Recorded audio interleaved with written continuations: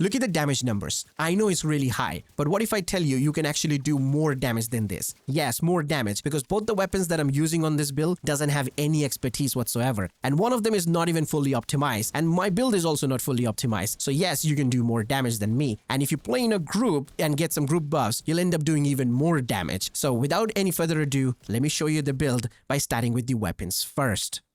Now, as for the weapons, well, I do have both of my rifles over here. Merciless is one of them, which is amazing. Like, it's performing way better than the previous build in terms of damage, to be honest. I do have the UIC15 MOD2 here as well. Now, if you don't want to use the Merciless, you can absolutely use this one because it is fully automatic. The RPM here is a bit lower than Merciless. However, since it's fully automatic, it will fire quickly. Like, it will feel like it is firing quickly. That's all I'm trying to say. I don't have it fully optimized because, again, lacking resources, and also don't have any expertise on both the rifles here. Now, I went with the Lucky Shot talent for this one because I was staying in cover and spamming until I hit something. But if you want, you can go for the damage talents, any damage talent you want to increase the damage a bit. I actually had to add 40% of stability mod on it because I was over capping my crit chance because how much crit chance I have on the build. So yeah, I used the stability mod over here.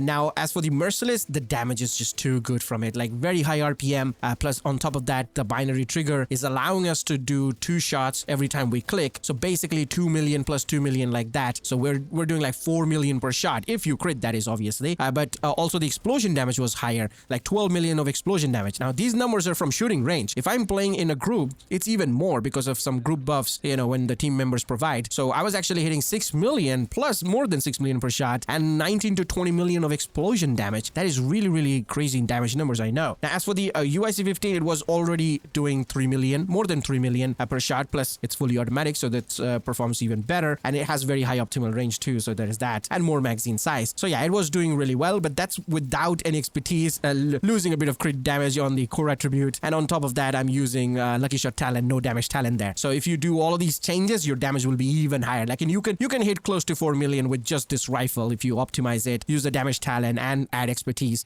Now, as for the recoil, there is no recoil on both the rifles. They're both very stable. Not as crazy as the previous build, though. Like, we have way too many weapon handling, accuracy, stability on that one. But this is enough to make the weapon feel stable. So I'm going to show you again with the Merciless. Ignore the 2 dots over there. I was testing again. So I'm going to fire over there.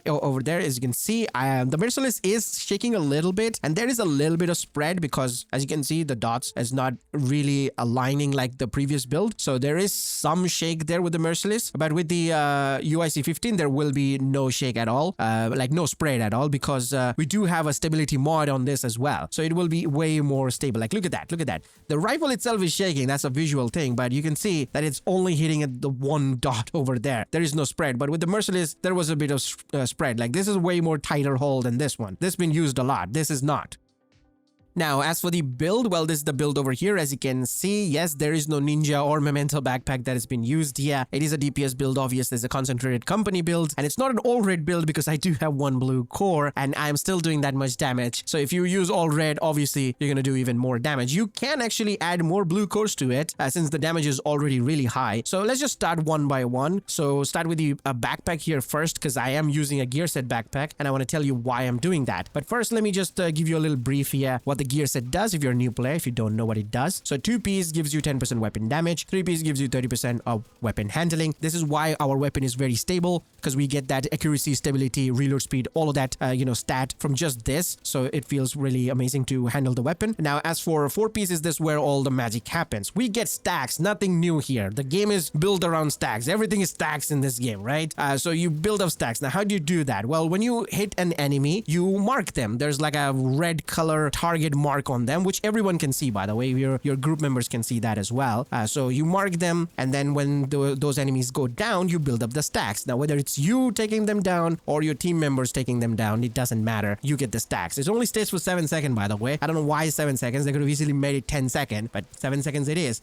However, when they go down, you get 3% of weapon damage, 2% of crit damage, up to 35 times, because that's the max stacks. Now, you don't lose the stacks very, very quickly, though. Just something like tipping scale, for example. So that is a good thing. You can apply up to 4 marks for just using the 4-piece of gear set. If you use the chest piece, you can increase that to 4 more, means 8 markers, which honestly, I don't use that. Like, don't use the chest piece. However, the backpack is a different story because we get increased weapon damage, which is from 3% to 5% per stack. So 5% weapon damage per stacks up to 35 times, which is why I'm using the backpack here. As for my stats, I have weapon damage, crit damage, and crit chance mod. Now, for the knee pads, I have weapon damage, crit damage here. For the holster, I have armor and crit chance. And for the mask, weapon damage, crit chance, and crit chance mod. Now, for the chest piece, well, I try to use different chest pieces. Like, for example, at first, I tried the chest piece of the gear set itself. But like I said, the chest piece doesn't provide you anything good in terms of damage. It just increases the amount of mark you can apply from 4 to 8, like I said. So that's why I use the equalizer, because we do get that perfect obliterate talent. So way more damage from this. And we can easily proc that because, you know, we're firing very high RPM rifles and also in fully automatic way as well. So no problem activating this thing. I will optimize this one day. Pretty sure I will. So I have weapon damage, crit chance, and crit chance mod. Plus it's a unit alloy piece, so it does gives me 5% of rate of fire. Now, as for the gloves, obviously it's the Overdog's gloves here. Just set and forget. Don't think about too much about the tiers and everything. It'll do its job. It'll do the damage. You know, Overdog's is basically becoming must-have or must-use on DPS builds, just like we used to use Coyote on everything. Yeah, Overdog's is basically going on everything nowadays, so just put it on, okay?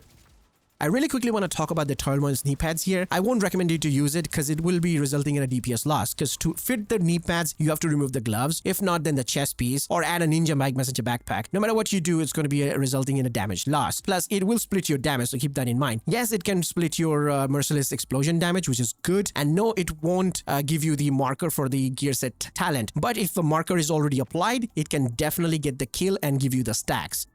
Now, if I show you my stats here, you can see my crit chance with the Merciless is really good, 50.6%. It can get even higher if I optimize my build one day. The crit damage is also going to get higher because of your gear set, you know, the stacks. So you'll get a really good amount of crit damage increase there too. Now, look at the reload speed here. The reload time, 1.3 second, lightning fast. Really quickly, it reloads because of the reload speed bonus. We do have really good accuracy and stability. Not as crazy as the previous build though. Like, it had way too much over there. But this is really good enough. Weapon felt very stable. And I had no issues firing this. Like, look at the weapon handling. That's the same amount of weapon handling that you get from braced chest piece, right? The talent from the chest piece, that is. And the weapon damage will get even higher as well, especially when you get the stacks from the, the gear set. So it'll be like 220-30% of weapon damage, which is really high again. Now, if I just change the weapon to the UIC15 MOD2, you can see my crit chance is capped out. Even though I have a stability mod on this, like 40%, I still have capped out crit chance. So maybe I should change one of the mods again to something else. Now, crit damage here, which will get higher. I need to optimize the weapon, so that's why too. The crit damage is a bit low, but it'll get higher from the gear set. Same reload speed, reload time, just like the, the Merciless.